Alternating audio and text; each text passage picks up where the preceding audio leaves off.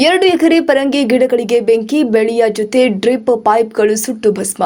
2 ಎಕರೆಯ ಫಲ ತುಂಬಿದ 2,000 ಪರಂಗಿ ಗಿಡಗಳು ದುಷ್ಕರ್ಮಿಗಳ ದುಷ್ಕೃತ್ಯದಿಂದಾಗಿ ಪರಂಗಿ ಭರಿತ ಗಿಡಗಳು ಬೆಂಕಿಗಾಹುತಿಯಾಗಿದೆ. ಪರಂಗಿ ಗಿಡಗಳ ಜೊತೆಗೆ ಡ್ರಿಪ್ ಪೈಪ್ಗಳು ಕೂಡ ಸುಟ್ಟು ಬೂದಿಯಾಗಿದ್ದು, ಬೆಂಕಿ ಅವಘಡದಿಂದ 3 ಲಕ್ಷಕ್ಕೂ ಹೆಚ್ಚು ನಷ್ಟ ಉಂಟಾಗಿದೆ ಅಂತ ರೈತ ನಾಗರಾಜು ತಿಳಿಸಿದ್ದಾರೆ.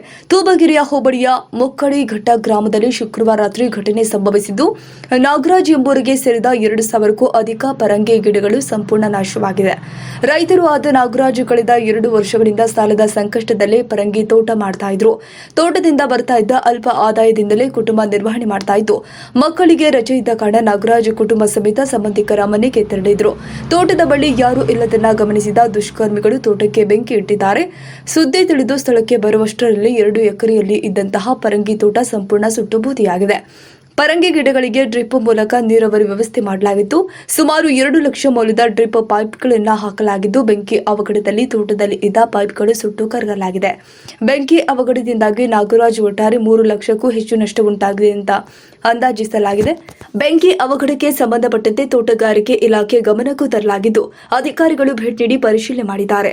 ದೊಡ್ಡಬಳ್ಳಾಪುರ ಪೊಲೀಸ್ ಠಾಣಾ ವ್ಯಾಪ್ತಿಯಲ್ಲಿ ಘಟನೆ ಸಂಭವಿಸಿದ್ದು, ಘಟನೆಗೆ ಕಾರಣರಾದ ದುಷ್ಕರ್ಮಿಗಳ ಬಂಧನವಾಗಬೇಕು ಮತ್ತು ಬೆಂಕಿ ಅವಘಡದಿಂದ ಆಗಿರುವ ನಷ್ಟಕ್ಕೆ ಪರಿಹಾರ ನೀಡುವಂತೆ ಸಂಬಂಧಪಟ್ಟ ಅಧಿಕಾರಿಗಳಿಗೆ ರೈತ ನಾಗರಾಜ್ ಮನವಿ ಮಾಡಿದ್ದಾರೆ. ಶಿವಕುಮಾರ ಸ್ವಾಮಿ, ಸಿದ್ದಿ ಟಿವಿ, ತೂಬಗೆರೆ. ಇದು ಡ್ರಿಪ್ ಬಂದು 2 ಲಕ್ಷ ಡ್ರಿಪ್ಪು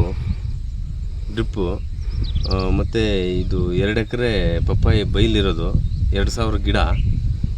ನೈಟಲ್ಲಿ ಯಾರೋ ಬೆಂಕಿ ಇಟ್ಟು ಹೊರಟೋಗ್ಬಿಟ್ಟಿದ್ದಾರೆ ರಾತ್ರಿ 10 ಗಂಟೆಗೆ ಬಂದು ನಾವು ಈ ಊರಿಗೆ ಹೋಗಿದ್ವಿ. ಊರಿಂದ ಮತ್ತು ನನಗೆ ಫೋನ್ ಬಂತು. ಬೆಳಗ್ಗೆ ಬಂದು ನೋಡೋಷ್ಟೊತ್ತಿಗೆ ಎಲ್ಲ ಸುಟ್ಟು ಫುಲ್ ಸುಟ್ಟೋಗ್ಬಿಟ್ಟಿದೆ. ಡ್ರಿಪ್ಪು, ಪಪ್ಪಾಯಿ ಗಿಡ ಸುತ್ತು ಮೆಸ್ ಹಾಕಿರೋದು ಏನೇನೂ ಇಲ್ಲ.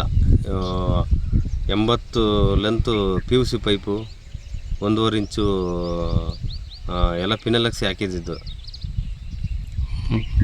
ಅದು ಅಷ್ಟಾಗಿ ಎಲ್ಲ ಫುಲ್ ಇಷ್ಟು ಲಾಸ್ ಆಗಿಬಿಟ್ಟಿದೆ.